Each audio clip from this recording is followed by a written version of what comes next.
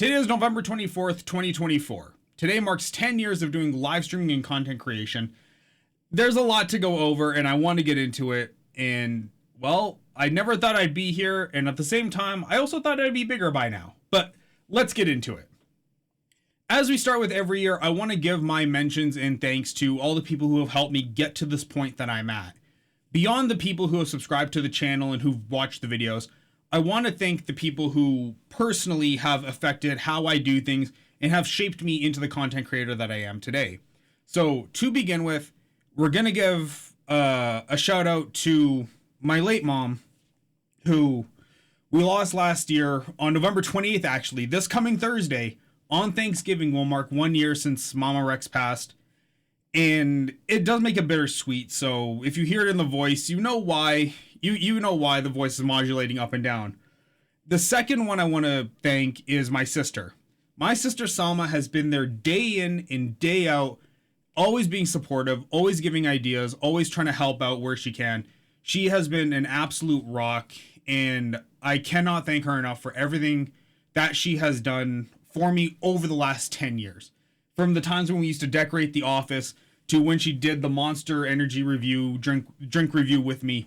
She's always been there, and I really cannot say thank you enough. Even with the things like the office rebuild, she was so supportive through the whole thing, always offering to help clean up and help me do all the things that I suck at doing. But thank you very much. For non-familial ties, I want to also thank my friends Mark and Micah, who helped see me through my mom's passing, as well as my friends Roger and Rochelle. They were so supportive, and my neighbors Joanne and, shockingly, her late husband Wayne, who I lost on November 2nd of this month. So it's been a very rocky month so far. But these people are instrumental in just everything I do in my day-to-day life and what keep me grounded and going when I'm trying to do stuff for content creation.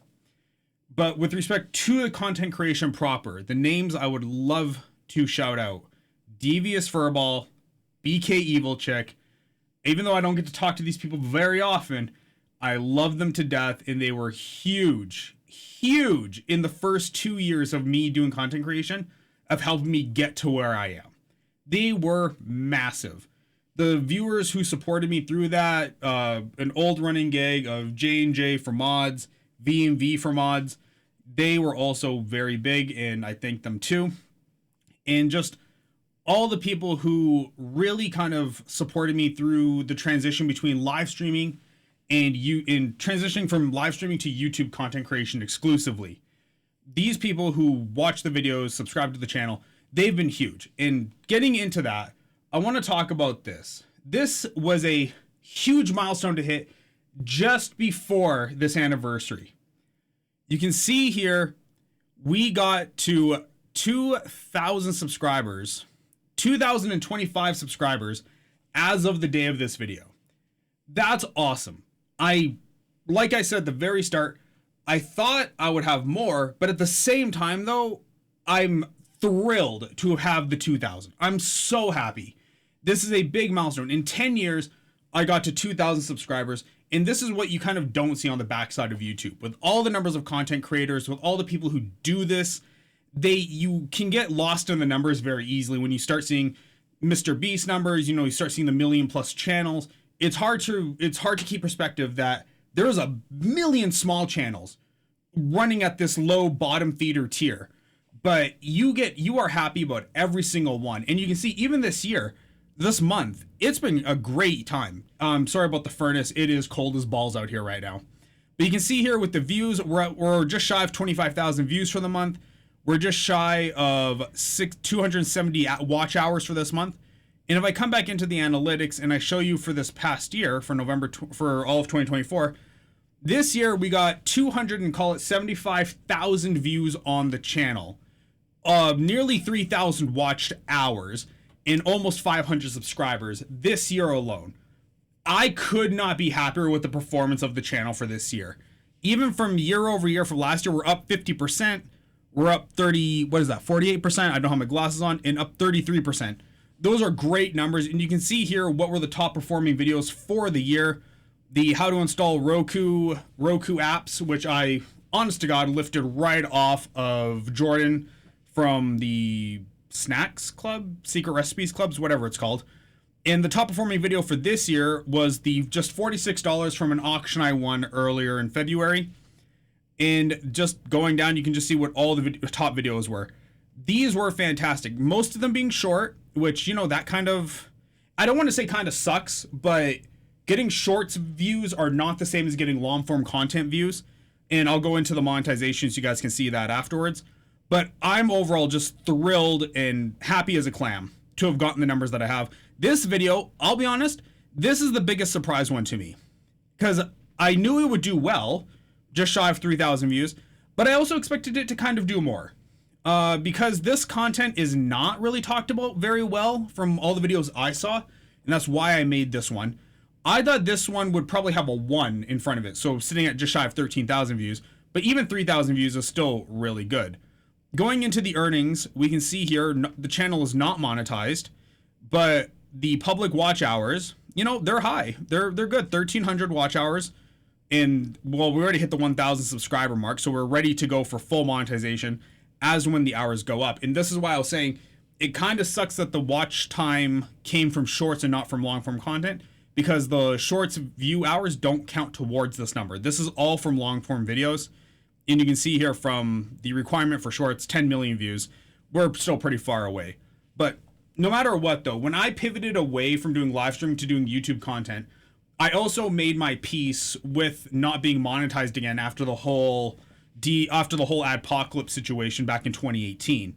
I knew that monetization on this channel was not going to be really a feasible possibility because of the type of content I create. It's not that it's controversial, but it's the fact that it's mostly educational, which means that not a lot of people are going to see it. Not a lot of people are going to watch it through. And I also pivoted to short form, long form content where it was just the information you needed to know and get you on your way. That was the whole purpose of my content strategy. And from that side, I'm fine with it. I'm happy with that because I get comments every single day. And we can see here. Yeah, here we go. Really helped clarify VBAN. Thank you. I needed this. It helps. The content I create does help people, and in that way, I am happy with what I do. So that's the current state of the channel. Really happy. Now, what am I going to do about the live streaming thing? Because I've invested all this equipment. I still invest all this equipment in live streaming, and I still follow live streaming tech through and through. Watching Kai Cenat's Mafia 2, Mafia-thon 2 subathon has been an amazing experience to watch from a tech perspective. Watching how they're doing all the camera switches and everything. It's very interesting, and I love it. But I don't think I'm ever going to go back to live streaming as a permanent thing. I just don't see that ever happening because the thing about me is as I've gotten older, I started this, since we're at 10 years, I started this when I was 28. I'm now 38. I have a job, I have, mortgages, I have real responsibilities I have to take care of. Now that's just my sister and I there's no real time for me to be dawdling with, live streaming to 5-6 viewers. That's not worth it when I could just sit down, create YouTube content, post it to YouTube, Rumble, TikTok, and kind of just move about my day and keep going with my other projects. I don't ever see myself going back to live streaming. But never say never. Same with Daily Chat, right? We've been on season 8 now for I think like 3 years. But I will get back to Daily Chat when I have time to do it. I'm thrilled to see how YouTube has transformed in the last few years with the way React content has really exploded, with the way news content has really exploded, with the recent return of The Great White Hope, DJT. I know content is going to be in abundance, but Daily Chat's one of those things too. I love the show. I love what it does, but sometimes I just don't have enough hours in the day to do it all. And I really focused on the tech channel, the main tech channel, the programming channel, and the gaming channel, and my fitness channel. My fitness journey has, been up and down, obviously with the whole year being the way it was, but it's one of those things I do take very seriously. I just got back from the gym, just now before I started recording this video. And these are just priorities of which I'm putting ahead of doing live streaming. I do miss live streaming, though. I do miss the interactions. But I think every now and then you have to realize when you might be too invested, when you might be going into the sunk cost fallacy. So you have to know just when to cut your losses. I played World of Warcraft for 10 years. Next year will mark 10 years that I haven't been playing the game. So you have to learn to cut your losses at some point and just take the L where it is. But like I said, I loved what it was. I loved what I did. It got me started. It got me into talking, which is huge. Some say I talk a little too damn much now, especially at the office, but c'est la vie. Now, what else in 10 years? Do I see myself doing this for another 10 years? I do. Once again, I would see probably about the same output. I think I could do this level of output, especially with shorts being what they are. I can see myself doing this pretty much forever. And even in retirement, I think I do more. But yeah, I can see myself doing this for another 10 years. But if I looked back on the last 10 years, where do I think I could have improved at to have achieved my goals? By every metric I'd set for myself when I decided to start becoming a live streamer, I have missed every metric. Every single one. But at that same time, that doesn't make it a failure. There is success in every failure, in every defeat. You can find success somewhere. It just matters in how you interpret that event in your life. Now, what could I have done better? The biggest thing by far was to learn great editing skills. The thing about me was when it came to live streaming, I was all in to dump the tech in. I was all about it. But when it came to video content, pre-recorded content like YouTube, I never took editing seriously. I never fully finished any editing course I ever started. I never learned how to do proper After Effects additions. And this stuff is what I feel kind of really held me back.